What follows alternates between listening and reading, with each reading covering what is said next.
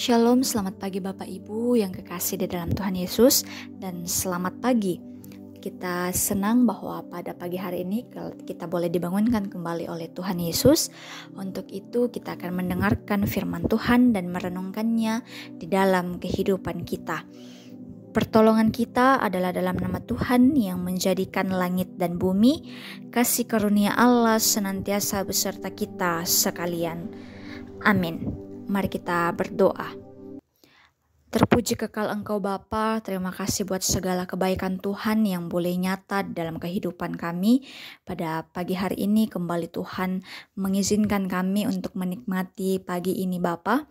Dan kami percaya bahwa Tuhan telah memberkati tidur kami semalam, Tuhan telah menjaga kami Bapa. Terima kasih buat semuanya itu Tuhan. Pada pagi hari ini Bapa, kami ingin mengawali hari kami dengan merenungkan serta membaca firman Tuhan.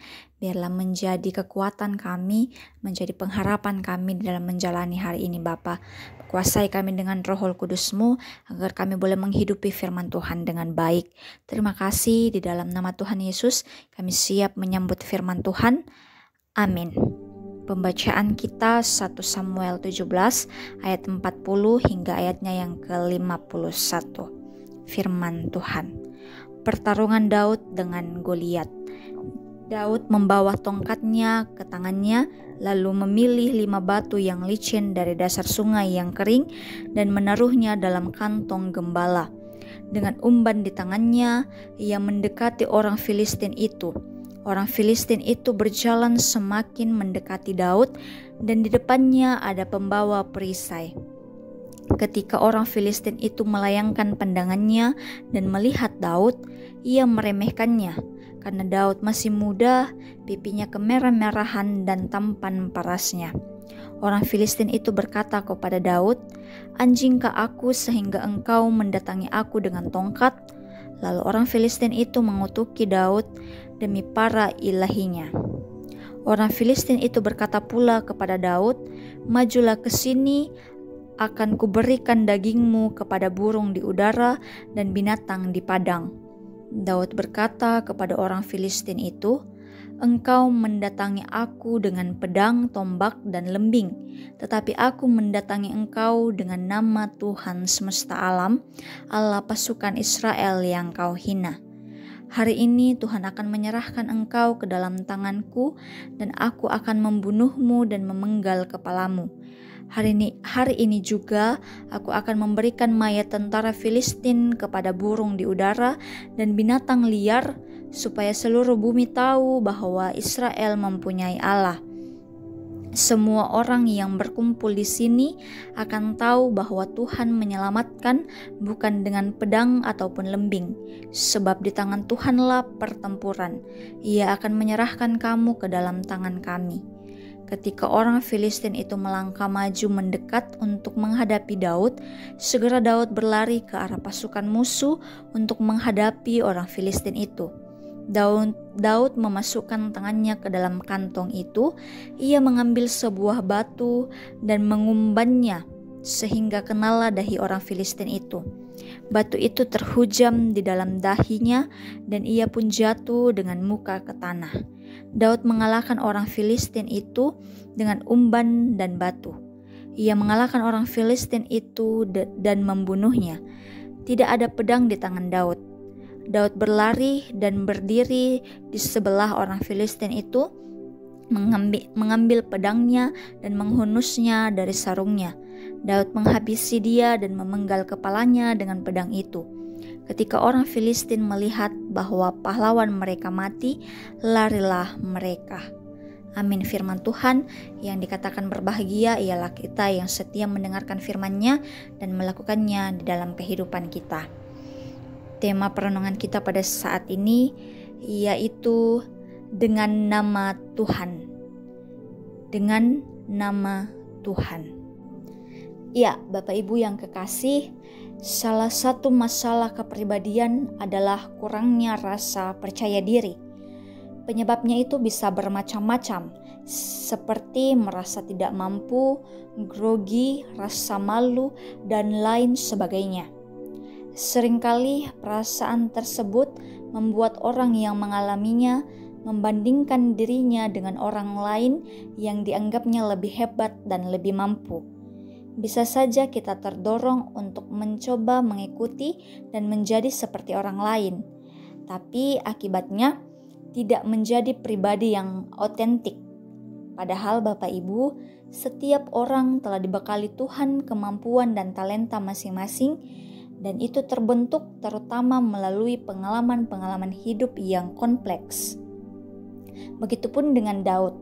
Daud tidak memiliki pengalaman tempur, tapi berhasil menumbangkan Goliat yang memiliki pengalaman tempur dan postur tubuh di atas rata-rata, di ayat yang keempat hingga ayat yang ketujuh.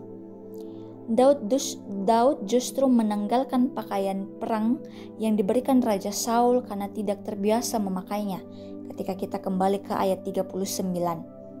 Menggantinya dengan peralatan-peralatan berdasarkan pengalaman sebagai gembala, yaitu ada tongkat, 5 batu licin, dan umban. Umban itu sejenis katapel. Kekuatan Daud yang sesungguhnya terletak pada kesadaran penuh pada penyertaan Tuhan. Aku mendatangi engkau dengan nama Tuhan semesta alam, perkataan Daud dalam ayat ke-45. Demikianlah jawabannya terhadap Goliat yang menghinanya. Kesadaran ini ia mampu memaksimalkan potensi yang ada padanya, tidak bergantung pada ukuran kehebatan orang lain. Dia tidak perlu menjadi orang lain untuk melawan Goliat. Goliat selalu merupakan kiasan tentang tantangan hidup yang tampak menakutkan dan seakan-akan tidak bisa dilalui atau dikalahkan.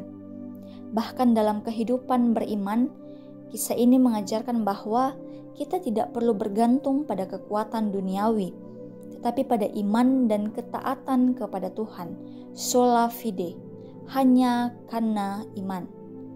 Demikian salah satu semboyan Protestan. Kisah ini juga memberikan pengajaran dan dorongan bagi kita bahwa dengan mengandalkan Tuhan, kita dapat memaksimalkan potensi-potensi yang ada dalam diri kita, terutama ketika berhadapan dengan kesulitan dan tantangan. Untuk itu, Bapak Ibu yang kekasih, kita tidak perlu menjadi orang lain, melainkan menjadi pribadi yang otentik yang telah Tuhan bentuk dengan tangannya sendiri, dan percayalah dengan kuasa Tuhan. Amin. Firman Tuhan, mari kita satu dalam doa, kita berdoa. Sungguh indah firman Tuhan yang boleh diperdengarkan pada kami pada hari ini Bapa. Kami mengucap syukur buat semuanya itu Tuhan. Bapa di sorga, pada saat ini Bapa, biarlah firman Tuhan betul-betul kami aplikasikan dalam kehidupan kami. Kami boleh mengandalkan Tuhan di dalam setiap musim kehidupan kami Bapa. Sepanjang hari ini, biarlah kami serahkan ke dalam tangan pengasihan-Mu Bapa. Kami percaya bahwa kehidupan kami akan senantiasa dipelihara oleh Tuhan dan akan senantiasa diberkati oleh Tuhan. Tuhan yang melihat keberadaan kami masing-masing, jika ada di antara kami yang saat ini sedang dalam kelemahan tubuh, mohon Tuhan jamah kami, kuasa Tuhan senantiasa nyata dalam kehidupan kami, memberkati kami Tuhan, memberikan kami senantiasa kesehatan dan kekuatan agar boleh melakukan aktivitas kami kembali dengan tubuh yang sehat. Tuhan bekerja melalui segala proses bentuk pengobatan bahkan pemulihan yang akan dan boleh kami lakukan, sehingga semuanya itu boleh berasal kesembuhan, boleh mendatangkan kesembuhan yang berasal daripada Tuhan.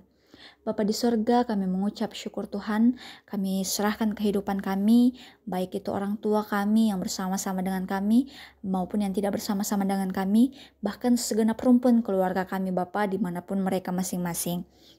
Kiranya dipelihara kehidupan mereka dan akan senantiasa diberkati di dalam tugas pekerjaan Bapa. Biarlah sukacita, damai sejahtera, bahkan kesehatan terus dilimpahkan di atas kehidupan kami masing-masing Tuhan. Kami berdoa buat segala pergumulan kehidupan kami Bapa. Kami percaya bahwa kami melalui setiap musim kehidupan kami bersama dengan Tuhan, sehingga pergumulan yang boleh Tuhan izinkan terjadi atas kehidupan kami, boleh kami terus mengandalkan Tuhan di dalam kehidupan kami, dan kami boleh berjalan bersama dengan Tuhan. Terima kasih, kami berdoa buat majelis serta anggota jemaat Tamalan Rea, dalam tugas masing-masing, dalam kehidupan pribadi masing-masing, bahkan tak dalam tugas pelayanan masing-masing Tuhan. Biarlah Tuhan menyertai kami senantiasa, memberikan hikmat kebijaksanaan, dan kami boleh dapat bersekutu di dalam persekutuan bergereja dengan saling menunjukkan kasih yang telah Tuhan ajarkan kepada kami senantiasa Bapa.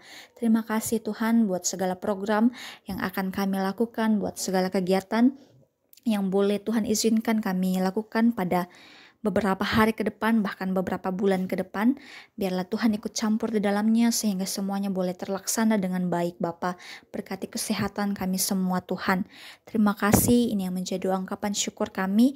Di dalam nama Tuhan Yesus kami berdoa dan mengucap syukur. Amin. Bapak Ibu, mari kita terima berkat dari Tuhan. Kiranya damai sejahtera Allah yang melampaui akal dan pikiran kita turun atas kita sekalian saat ini, kekal selama-lamanya. Amin. Demikianlah renungan bahkan firman Tuhan yang boleh diperdengarkan pada pagi hari ini. Tuhan memberkati kita semua dan Tuhan yang dimuliakan. Amin.